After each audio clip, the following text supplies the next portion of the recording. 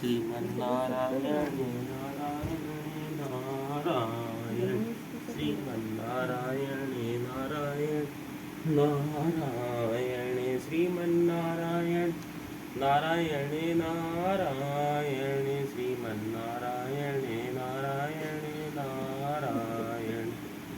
Hello दोस्तों, कैसे हो आप सब। आशा करता हूँ आप सब अच्छे और स्वस्थ होंगे। हम भी अच्छे और स्वस्थ हैं। सभी दोस्तों को नारायण नारायण नारायण। आज हम आपको महाशिव पुराण के रुद्र संहिता तृतीय खंड का अगला अध्याय सुनाएंगे। कृपया हमारे वीडियो को ज़्यादा से ज़्यादा शेयर कीजिए, लाइक कीजिए और चैनल को सब्सक्राइब कीजिए। चलो अब हम शुरू करते हैं। जय हो ब्रह्मा विष्णु महेश, आपकी सदाई जय जय होवे। कोई भूल चूक हुई हो तो क्षमा करना कोई।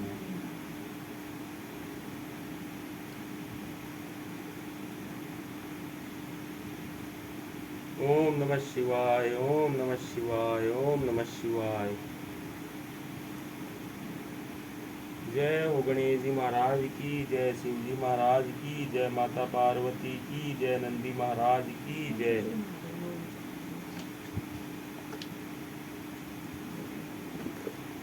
दोस्तों, आज का हमारा अगला अध्याय है अध्याय 49, 50 और 51।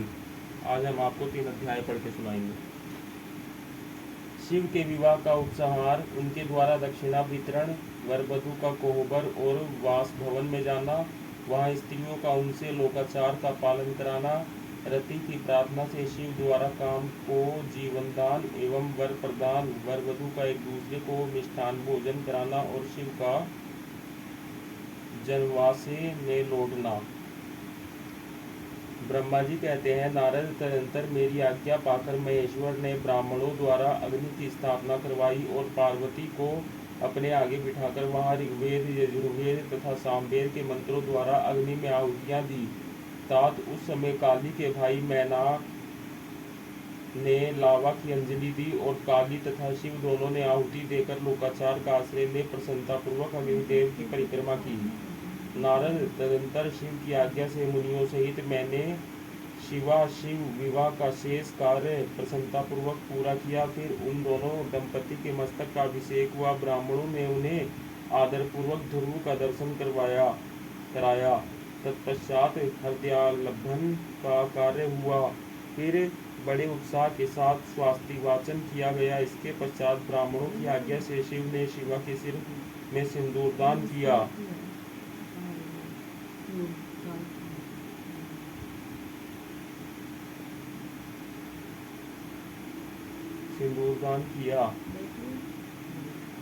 उस समय गिरजानंदिनी उमा की शोभा अद्भुत और अवर्णनीय हो गई। फिर ब्राह्मणों के आदेश से वे शिव दंपति एक आसन पर विराजमान हो भक्तों के चित्त को आनंद देने वाली उत्तम शोभा पाने लगे।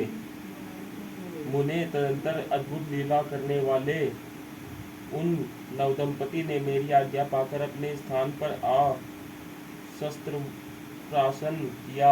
इस प्रकार विधि पूर्वक उस वैवाहिक यज्ञ के पूर्ण हो जाने पर भगवान शिव ने मुझ लोक कष्टता ब्रह्मा को पूर्ण पात्र दान किया। फिर शंभु ने आचार्य को गोदान किया। मंगलदायक जो बड़े बड़े दान बताए गए हैं वे भी सहर्ष संपन्न किए। तत्पश्चात उन्होंने बहुत से ब्राह्मणों को पृथक पृथक 100 स्वर्ण मुद्राएं दी, करोड़ों रत्न दान किए और अनेक प्रकार के द्रव्य बांटे। उस समय सब देवता तथा दूसरे दूसरे चराचर जीव मन में बड़े प्रसन्न हुए और जोर जोर से जय जयकार की ध्वनि होने लगी। सब और मांगलिक शब्द और गीत होने लगे। बादों की मनोहर ध्वनि सबके आनंद को बढ़ाने लगी। इसके बाद श्री विष्णु, मैं, देवता, ऋषि तथा अन्य सब लोग गिरिराज से आज्ञा ले बड़ी प्रसन्नता के साथ शीघ्र ही अपने अपने डेरे में चले आए। उस समय हिमालय नगर की स्त्रियां आनंद मग्न हो शिव और पार्वती को लेकर कोहबर में गई। वहां उन सब ने आदरपूर्वक वर वधू से लोकाचार का संपादन कराया। उस समय सब और परमानंददायक महान उत्साह छा रहा था। तदंतर वे स्त्रियां उन लोक कल्याणकारी दंपति को साथ ले परम दिव्य कौतुकागार में गई। वहां भी प्रसन्नतापूर्वक लोकाचार का संपादन किया। इसके बाद गिरिराज के नगर की स्त्रियों ने समीप आकर मंगल कृत्य करके उन नवदंपति को केली गृह में पहुंचाया और जय ध्वनि करती हुई उनके गठबंधन की गांठ खोलने आदि का कार्य संपन्न किया। उस समय उन नूतन दंपति को देखने के लिए 16 दिव्य नारियां बड़े आदर के साथ शीघ्रतापूर्वक वहां आई। उनके नाम इस प्रकार हैं: सरस्वती, लक्ष्मी, सावित्री, गंगा, अदिति, शची, लोपामुद्रा, अरुंधति, अहल्या, तुलसी, स्वाहा, रोहिणी, पृथ्वी, शत्रुपा, संज्ञा तथा रति। ये देवांगनाएं तथा मनोहारिणी देवकन्या, नागकन्या और मुनि कन्याएं भी वहां आ पहुंची। वहां जितनी स्त्रियां उपस्थित थी उन सबकी गणना करने में कौन समर्थ है। उनके दिए हुए रत्नमय सिंहासन पर भगवान शिव प्रसन्नतापूर्वक बैठे। उस समय उन्होंने शिव से नाना प्रकार की विनोदपूर्ण बातें कही। तदंतर प्रसन्नचित हुए महेश्वर ने अपनी पत्नी के साथ मिष्ठान भोजन और आचमन करके कपूर डाला हुआ पान खाया। इसी अवसर पर अनुकूल समय जान प्रसन्न हुई रति ने दीन वत्सल भगवान शंकर से कहा, भगवान पार्वती को ग्रहण करके आपने अत्यंत दुर्लभ सौभाग्य प्राप्त किया है। बताइए, मेरे प्राणनाथ को जो सर्वथा स्वार्थ रहित थे, आपने क्यों भस्म कर डाला। अब यहाँ मेरे पति को जीवित कीजिए और अपने अंतकरण में काम संबंधी व्यापार को जगाइए। आपको और मुझको जो समान रूप से वियोग जनित संताप प्राप्त हुआ है, उसे दूर कीजिए। महेश्वर, आपके इस विवाहोत्सव में सब लोग सुखी हुए हैं, केवल मैं ही अपने पति के बिना दुख में डूबी हुई हूँ। देव शंकर, प्रसन्न होइए और मुझे सनाथ कीजिए। दीनबंधो, परम प्रभो, अपनी कही हुई बात को सत्य कीजिए। चराचर प्राणियों सहित तीनों लोकों में आपके सिवा दूसरा कौन है जो मेरे दुख का नाश करने में समर्थ हो। ऐसा जानकर आप मुझ पर दया कीजिए। दीनों पर दया करने वाले नाथ, सबको आनंद प्रदान करने वाले, अपने इस विवाहोत्सव से मुझे भी उत्सव संपन्न बनाइए। मेरे प्राणनाथ के जीवित होने पर ही अपनी प्रिया पार्वती के साथ आपका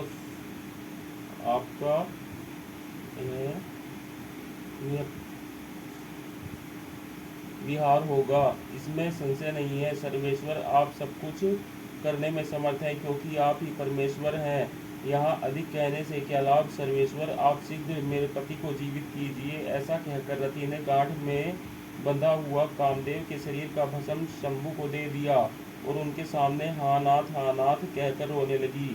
रति का रोदन सुनकर सरस्वती आदि सभी देवियां रोने लगी और अत्यंत दीन वाणी में बोली, प्रभु, आपका नाम भक्तवत्सल है, आप दीन बंधु और दया के सागर हैं, अतः काम को जीवन दान दीजिए और रति को उत्साहित कीजिए। आपको नमस्कार है। ब्रह्मा जी कहते हैं, नारद, उन सबकी यह बात सुनकर महेश्वर प्रसन्न हो गए। उन करुणा सागर प्रभु ने तत्काल ही रति पर कृपा की।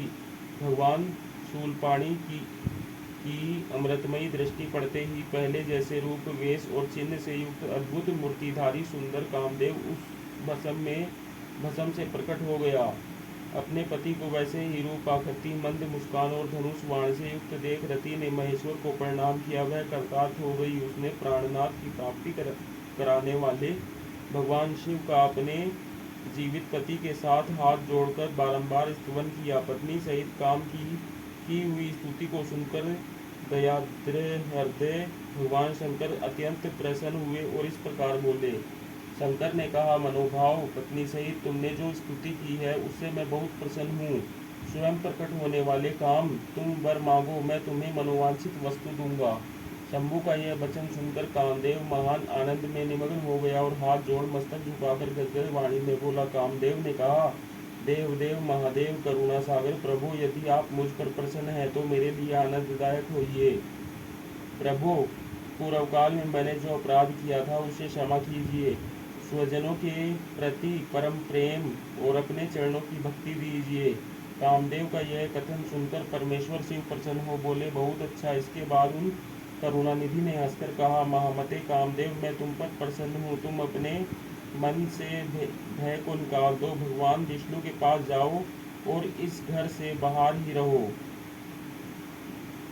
तदंतर काम शिवजी को प्रणाम करके बाहर आ गया। विष्णु आदि देवताओं ने उसे आशीर्वाद दिया। इसके बाद भगवान शंकर ने उस वास भवन में पार्वती को बाएं बिठाकर मिष्टान भोजन कराया और पार्वती ने भी प्रसन्नतापूर्वक उनका मुंह मीठा किया। तदंतर वहां लोकाचार का पालन करते हुए आवश्यक कृत्य करके मैना और हिमवान की आज्ञा ले भगवान शिव जनवासे में चले गए। मुने उस समय महान उत्सव हुआ और वेद मंत्रों की ध्वनि होने लगी। लोग चारों प्रकार के बाजे बजाने लगे। जनवासे में अपने स्थान पर पहुंचकर शिव ने लोकाचारवश मुनियों को प्रणाम किया। श्री हरि को मुझे भी मस्तक झुकाया।